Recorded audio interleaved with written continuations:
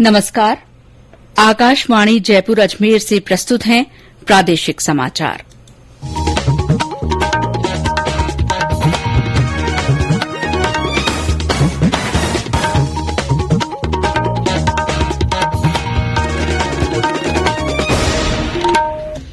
मुख्य समाचार। भारतीय जनता पार्टी के राष्ट्रीय अध्यक्ष जेपी नड्डा ने सूरतगढ़ में बूथ कार्यकर्ता सम्मेलन को संबोधित किया। कहा, भाजपा जवाबदेह और जिम्मेदार पार्टी। प्रधानमंत्री नरेंद्र मोदी ने 1857 के प्रथम स्वतंत्रता संग्राम में हिस्सा लेने वाले स्वतंत्रता सेनानियों को श्रद्धांजलि दी। सड़क परिवहन और राजमार्ग मंत्री नितिन गडकरी ने कहा, सड़क सुरक्षा सरकार की सर्वोच्च प्राथमिकता। समूचे प्रदेश में गर्मी और लू का दौर जारी, अगले 3 दिनों के लिए येलो और ऑरेंज अलर्ट।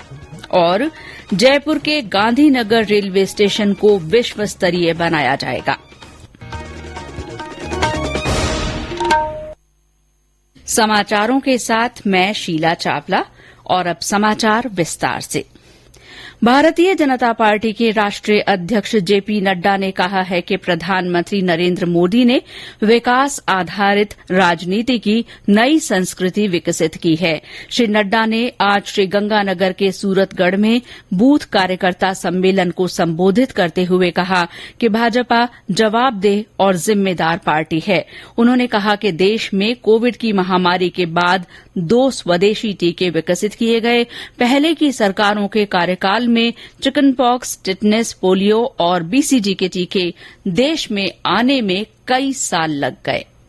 देश में कांग्रेस के रेजिम में बीमारी की दवाई आने में 10 से 20 से 30 साल लग गए। आपको जानकर आश्चर्य होगा कि चिकन पॉक्स की दवाई भारत में 20 साल बाद पहुंची थी। और ये जो जापानी बुखार है, इसकी दवा को आने में 100 साल लग गए थे। पोलियो की दवा भारत में 28 साल बाद आई। लेकिन आपने मोदी जी की सरकार बनाई। 2020 की जनवरी में कोरोना आया। 2020 के अप्रैल में टास्क फोर्स बैठा और 9 महीने के अंदर मोदी जी ने एक नहीं 2 वैक्सीन बना करके देश को दी। श्री नड्डा ने राजस्थान में कानून व्यवस्था की स्थिति को लेकर राज्य सरकार पर निशाना साधा। पिछले दिनों विभिन्न स्थानों पर हुई घटनाओं का जिक्र करते हुए श्री नड्डा ने कहा कि सरकार कानून व्यवस्था संभालने में विफल रही है। उन्होंने प्रदेश में महिलाओं, दलितों और आदिवासियों के खिलाफ अत्याचार के बढ़ते मामलों पर भी चिंता जताई।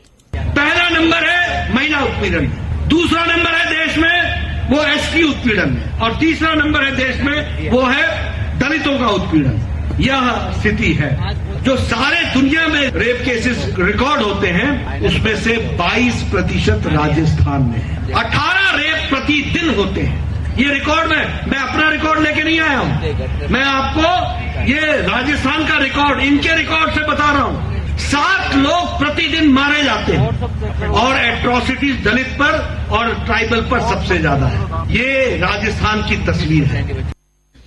कार्यक्रम को पार्टी के प्रदेश अध्यक्ष डॉक्टर सतीश पूनिया और पूर्व मुख्यमंत्री वसुंधरा राजे ने भी संबोधित किया। श्रीमती राजे ने कहा कि प्रदेश में कानून व्यवस्था की स्थिति बदहाल है और बिजली गायब हो गई है। कार्यक्रम में केंद्रीय मंत्री गजेंद्र सिंह शेखावत, अर्जुन राम मेघवाल और कैलाश चौधरी तथा प्रतिपक्ष के उपनेता राजेंद्र राठौड़ सहित अन्य नेता भी उपस्थित रहे। बाद में श्री नड्डा ने सूरतगढ़ में ही आयोजित बीकानेर संभाग के पदाधिकारियों की बैठक में भाग लिया। कांग्रेस का नव संकल्प शिविर 13 से 15 मई तक उदयपुर में आयोजित किया जाएगा। इस शिविर की तैयारियों के लिए पार्टी के प्रदेश पदाधिकारी उदयपुर में हैं।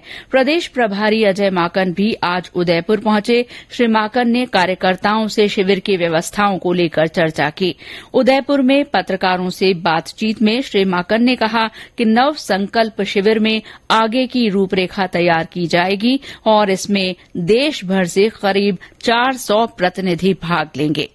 इसका शिविर का नाम नव संकल्प शिविर हमने रखा है, क्योंकि कांग्रेस एक नए संकल्प के साथ में हम लोग तय करेंगे अपना, हम लोग जो मुद्दे हम लेकर के जाएंगे 6 अलग अलग हिस्सों के अंदर हम लोगों ने पूरे चिंतन शिविर के सारे डेलीगेट्स को बांटा है। 15 तारीख को फाइनल वर्किंग कमेटी के सामने जो ये कमेटीज के तय किया जाएगा, जो एजेंडा वो रखा जाएगा और उसके बाद में 15 तारीख को फिर फाइनल एडॉप्ट उदयपुर डिक्लेरेशन के नाम से किया जाएगा।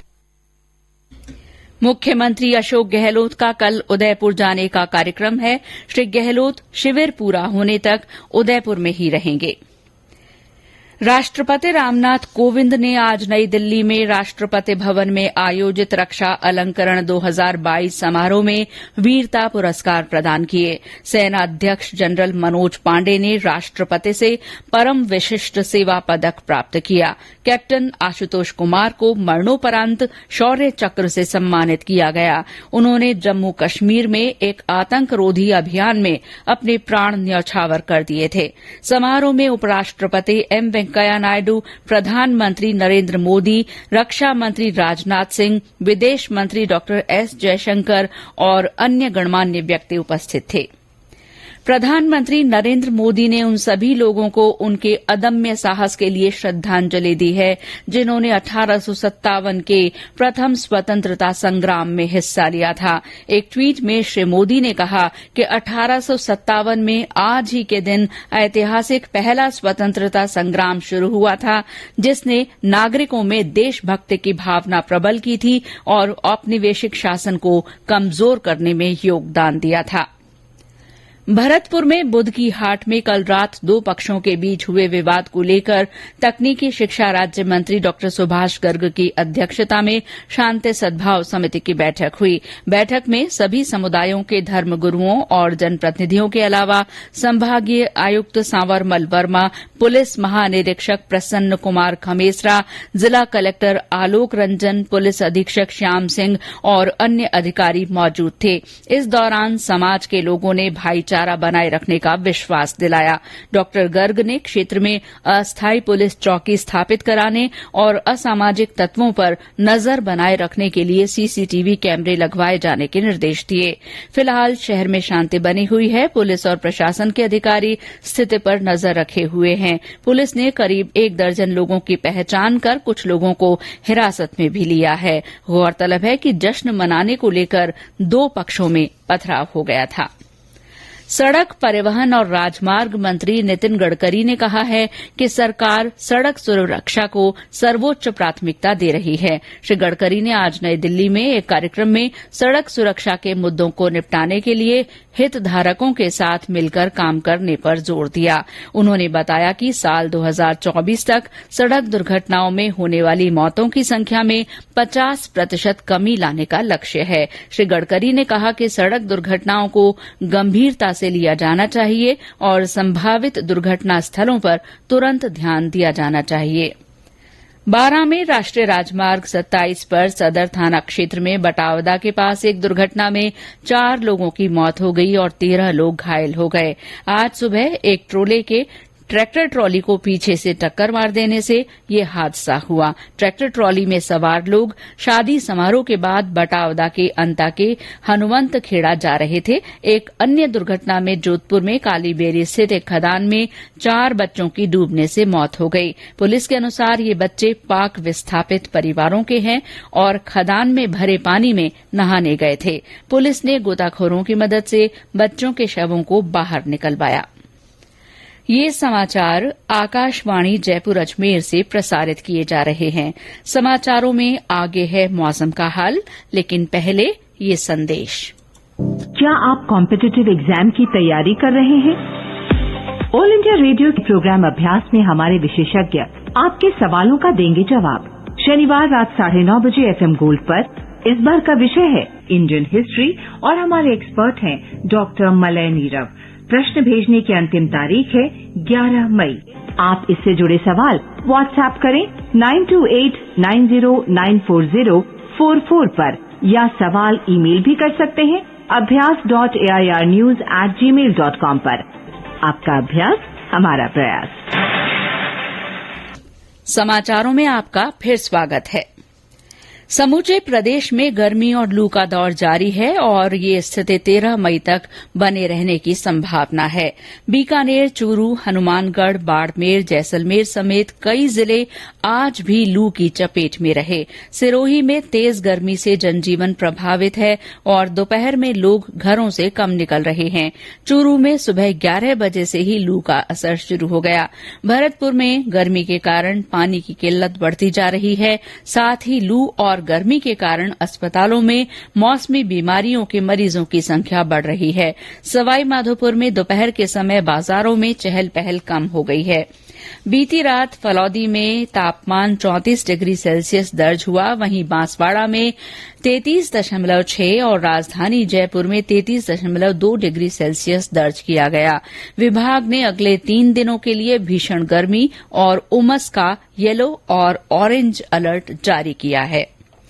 प्रदेश में बिजली के उत्पादन और मांग में ज्यादा अंतर नहीं होने के कारण अब ग्रामीण और शहरी इलाकों में बिजली कटौती कम की जा रही है। प्रदेश में कल बिजली दर औसत मांग 12,155 मेगावाट रही। कल पीक समय में 14,800 मेगावाट बिजली की मांग रही, वहीं 12,265 मेगावाट उत्पादन रहा।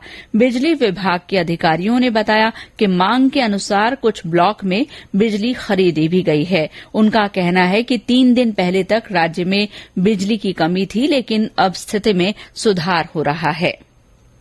जयपुर के गांधीनगर रेलवे स्टेशन को विश्व स्तरीय बनाया जाएगा। इसके लिए करीब 180 करोड़ रुपए के कार्यों के टेंडर जारी कर दिए गए हैं।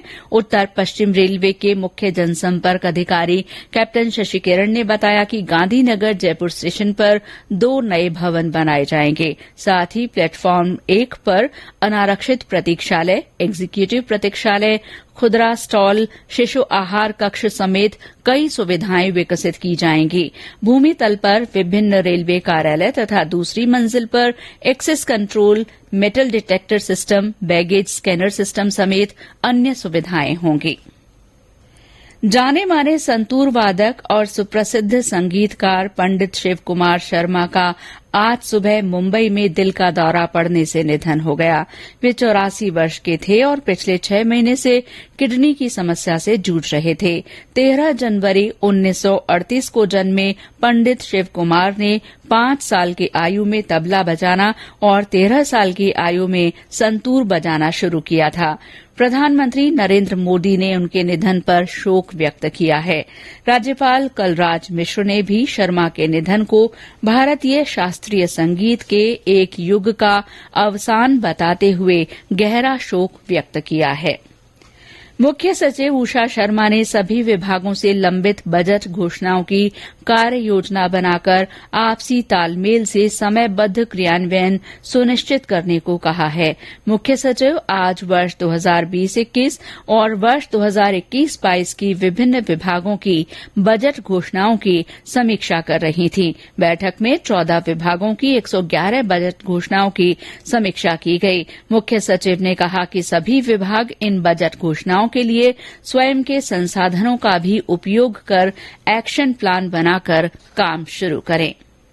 इटली में आयोजित world para athletics grand prix 2022 में लंबी कूद स्पर्धा में स्वर्ण पदक जीतने वाले चूरू जिले के थिरपाली निवासी अर्जुन जांगिड़ का आज चूरू में स्वागत किया गया। जांगिड़ समाज श्री विश्वकर्मा मंदिर प्रबंध समिति चूरू अखिल भारतीय जांगिड़ ब्राह्मण महासभा चूरू ने श्री जांगिड़ को सम्मानित किया। और अंत में मुख्य समाचार एक बार फिर। भारतीय जनता पार्टी के राष्ट्रीय अध्यक्ष जेपी नड्डा ने सूरतगढ़ में बूथ कार्यकर्ता सम्मेलन को संबोधित किया। उन्होंने कहा कि भाजपा जिम्मेदार और जवाबदेह पार्टी है। प्रधानमंत्री नरेंद्र मोदी ने 1857 के प्रथम स्वतंत्रता संग्राम में हिस्सा लेने वाले स्वतंत्रता सेनानियों को श्रद्धांजलि दी। सड़क परिवहन और राजमार्ग मंत्री नितिन गडकरी ने कहा है कि सड़क सुरक्षा सरकार की सर्वोच्च प्राथमिकता है। समूचे प्रदेश में गर्मी और लू का दौर जारी है। अगले 3 दिनों के लिए येलो और ऑरेंज अलर्ट जारी किया गया है। और जयपुर के गांधीनगर रेलवे स्टेशन को विश्व स्तरीय बनाया जाएगा। इसी के साथ प्रादेशिक समाचार बुलेटिन समाप्त हुआ। नमस्कार।